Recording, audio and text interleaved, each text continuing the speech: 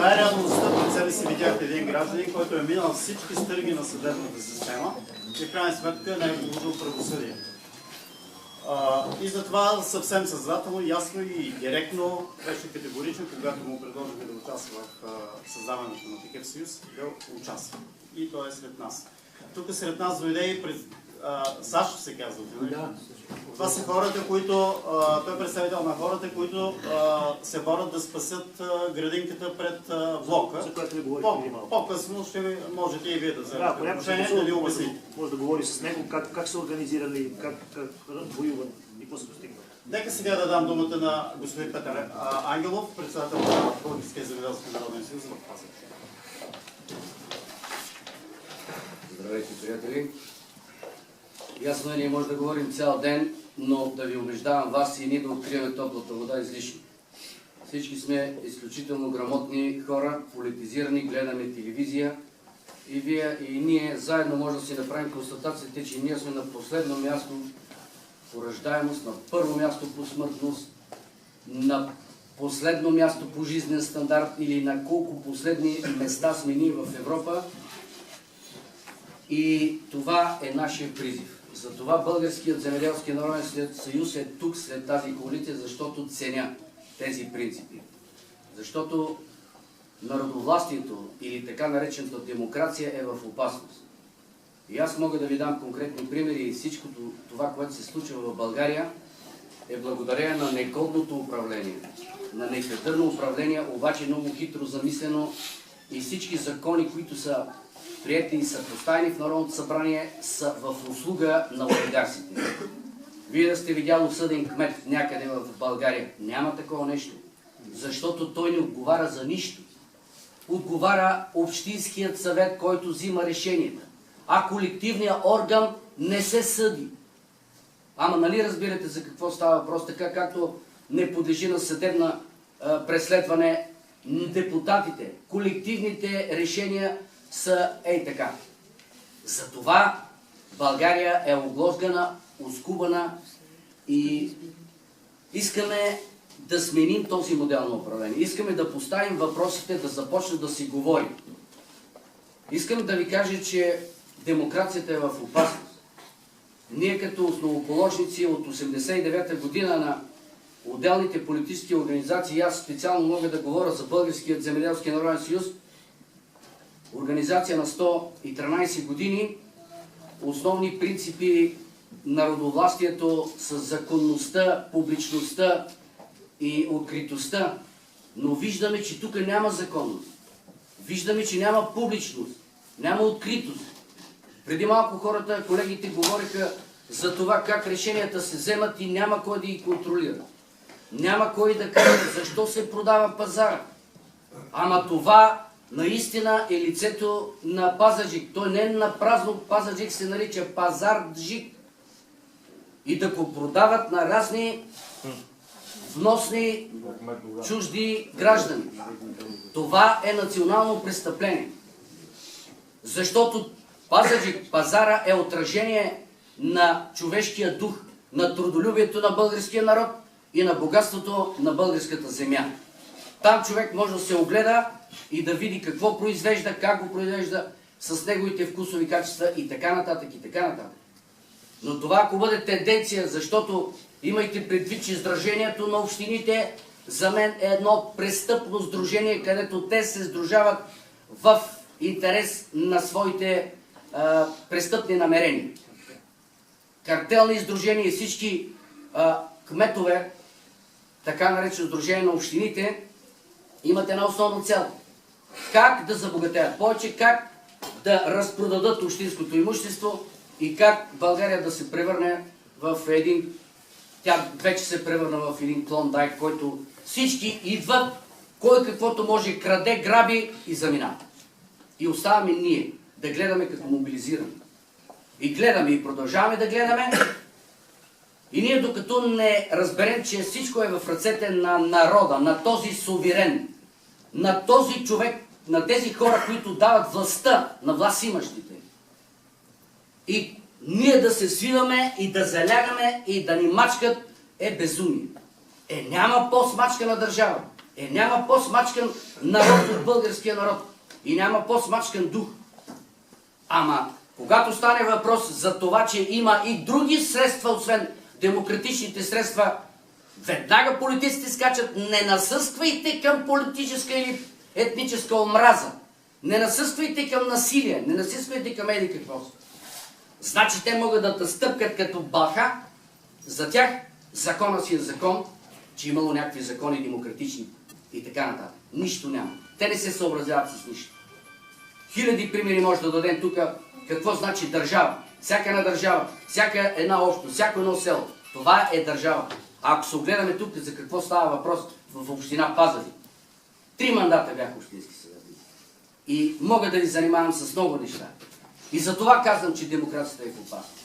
Искам само да обърнете внимание на едно нещо. Конфликт на интереси ли е? Аз искам да ви задам този въпрос. Конфликт на интереси ли е това да създадеш партия, да създадеш група общински съветници, да слееш изпълнителната и законодателната власт на едно и да се стремиш да бъдеш едноличен собственик или феодал на една община? Това така ли е в Пазарджик? Така е, естествено. Тук се нарушава закона за конфликт на интереси. Защото конфликта на интереси е свързан, когато има свързани лица. По смисъла на този закон свързани лица са до роднинство, пари, братовчеди и така нататък. Но по смисъла на този закон свързаните лица са и политически обвързаните хора, които са от една политическа партия, сдружение или съюз. Те също са в конфликт на интереси, защото те се влияят един на друг и угодничат на този, който ръкомаха и който режи баницата. Не искам да давам конкретни примери, защото тия всички мои колеги искат да кажат по няколко примери. Аз мога с много неща, но днес, за да направим първата крачка, искам да благодаря на всички вас, че сте тук. Гордо вдигнете челата, приятели, не се притеснявайте. Аз съм мачкан 23 години. От тогава, още от 89-та година съм кмет на Братаница, знам за какво става въпрос. 3 мандата общински съветник, знам също за какво става въпрос. Но ако имате въпроси, ще питате. Защото аз не знам какво искате да чуете. И затова, ако може вие да задавате въпроси после, но сега аз също се увляках. Колегите по няколко думи. Благодаря за вниманието. Румен е председател на Съюза на Влекопроизводителите. Казах ви. Добър ден на всички. Казвам се Румен Георгиев, от село Драгор съм. Животновъд по професия. Затова темата, която искам аз да засегна, това е унищожаването на българските села. Всички вие знаете и предполагам, че имате връзка с определени села. Виждате как селата продължават да се ограбват и днеска. Селата започнаха от години да обезлюдяват и в много от селата вече не останаха дейни хора, освен по няколко пенсионери, без да ги обиждаме, разбира се, на които започнаха да се назначават и кметове. Хората на село почти нямат така думата за нищо. Те са обезворени, нямат надежда, че нещо може да се оправи, което не води на добре. Затова ще се постараем така да дигнем духа на българския селянин и да забрави, че и хляба, и сиренето излизат от населените места. Вие знаете много добре, че преди няколко години по селата се гледаха доста животни, почти във всяка къща и всеки намираше предпитание в тях. Сега вече може да се каже, че в много от селата няма и по едно. Няма и по едно. Напутах хората в големите вериги магазини, молове и тем подобни, в които хората си хранят с... Даже не знаем какво се хранят, това е истината. Всичко е направено, всичко е етикетирано, всичко е вакуумирано на 200 грама, на 100 грама, на 5 грама. И всеки се храни оттам. Родното, българското производство е почти загинало. Както и селата.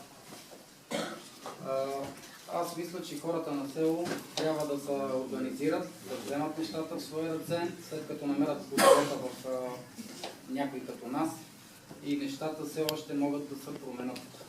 Трябва някой да чуе хората на село, защото те са хората, които работят и които хранят държавата.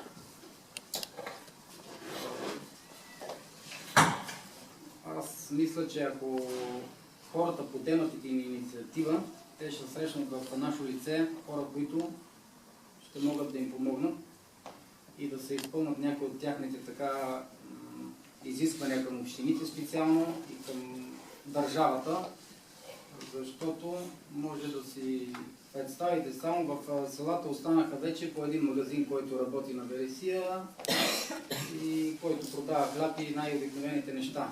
Камо ли да говорим за някакви инфраструктури, за пътища, за аптеки, за кино, което вече е забравено на село. Сигурно никой не е ходил на кино 30 години на село.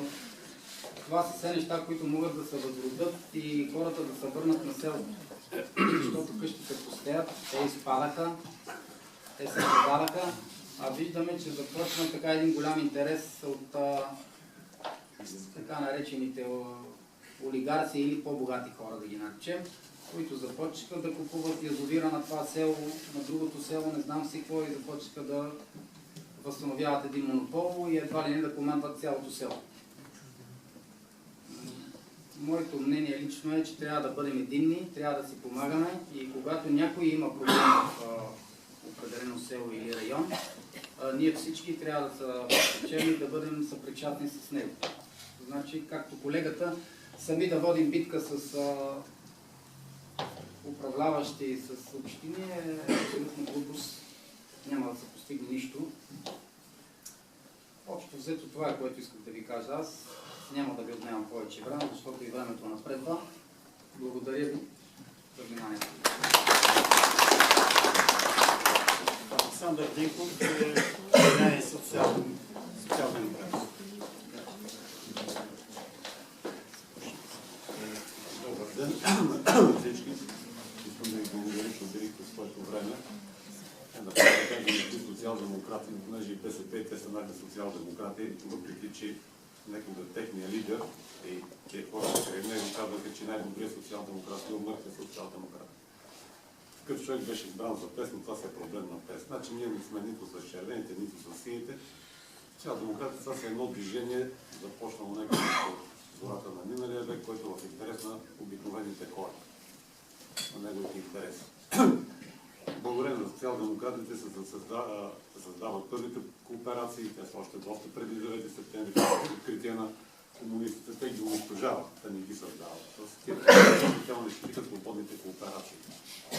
Социал-демократите въвеждат 8-часовия работен ден и така нататък. Но каква е целта на това сдружение, което го прави? Тук, така като говорихме колегите, когато се учредяваше това нещо, единодушно стигнахме до извода, че за 23 години така наречена демокрация не стигнахме в изходното положение. Отново да говорим за демокрация. Това, което се установи в момента, е едно узаконено беззаконие. Една анархия и олигарси. Това управлява България в момента. В момента в България няма демокрация. Това, че мога да казваш долу, отгоре, нищо не значи. Вече то не е безопасно. Ако кажеш долу те, които управляват, може да гонят от работа от всяка. Като при комунистите, които беше преди 23 години. Целта, някога, когато се започнаха тези промени, имаше така едно хубаво изречение, една хубава мисъл, че недъмите на демокрация се решават с повече демокрация. И това е целта, която искаме да направим. Пряката демокрация. Има ли по света, има като така най-ярко изразен пример Швейцария. И когато идваха тук първите швейцарци на опит да обучават нашите политици, за съжаление, нашите политици от тях разбраха какво не трябва да правят, а не какво трябва да правят. И много ясно го направиха това. Те казаха това, че не Швейцария създаде референдумите, а референдумите създаде Швейцария. Като референдуми, ако щете, много са разгледани скандинавите, но това са страните, които имат най-висок жизнен стандарт. Тоест там, където хората управляват, които са разбрали, че те трябва да управляват, а не те да ги управляват тях. Там има висок стандарт, там има ниска корупция. И тук в България ще има висок стандарт, ако не се краде, ако не се злоупотребява. Това е целта, която искаме да сме си представили. Тук вас може да зададете въпроса, може ли ние да го направим? Това до сега става само в Пазарджик. Уведомени са нашите национални ръководства и поне от ръководството на Обединените социал-демократи има така много положителен отзвук. И мисля, че след няколко месеца ще може да направим една среща и едно учредяване на национално ниво. Това, което сега го създаваме, това да знаете, че просто тук има едно обединение, което може да защитава интересите на хората. Дали са градинките някъде с бензиностанция, дали са някакво село горите или някаква антена, която ще ги облъчва. Това искаме от тук да се почне. Значи, образно казано, Пазарджик е започнал априлското въстание. И тогава хората са повярвали, че могат нещо да направят и са го направили. Били са малко на самото въстание, когато почва самата война, вече целият народ е ритм. Това, което всеки от вас трябва и да го разбере и да гарантира неговите близки и познати, че хората трябва да разберат, че всичко от тях зависи. Значи това, ако си седим, когато се гласува, ако си лежим, нищо няма да стане. Ще ни мачкате, ще бъдем всичко по всички лоши показатели България на първо место и по всички добри показатели сме на последно место. Значи това ни е целта тук. След това казват държавата да няма никъде, държавата пречела, дори сутринта го слушаме. Не е така. Значи, ние казваме, че държавност трябва да има навсякъде. Най-малко държава е имало, когато хората още са скачали по дърветата, но тогава е било джунгла. В момента няма държава и България стана една джунгла. Престъпниците са на свобода, добрите хора се ограждат с железа. Това, което искам да ви кажа, значи, това е като цел и като вас, и ваша, и като идея, просто да разберем, да събудим на гражданите и да получат увереност, че те могат да направят всичко, което пожелали. Тук колегите го казаха, дадоха примери. Тези примери са малки, но показателно, че може. И като за пример, може би, ще трябва да изслушат гърците и в Западна Европа какво става. Значи на тях им правят заплатите примерно от 1500 евро на 1400 евро и всички се качат. Ние тук си седим. Там ми свалят вчера за Йордания, дигат им бензина с 14%, предположение там е една от най-ниските цени и стандарт им е много съществено по-висок от нашия. Йордания скочи. Араби. Те са араби. Ние звучим европейци. Значи просто не трябва да бъдем малко по-активни. Това е което искам да ви кажа.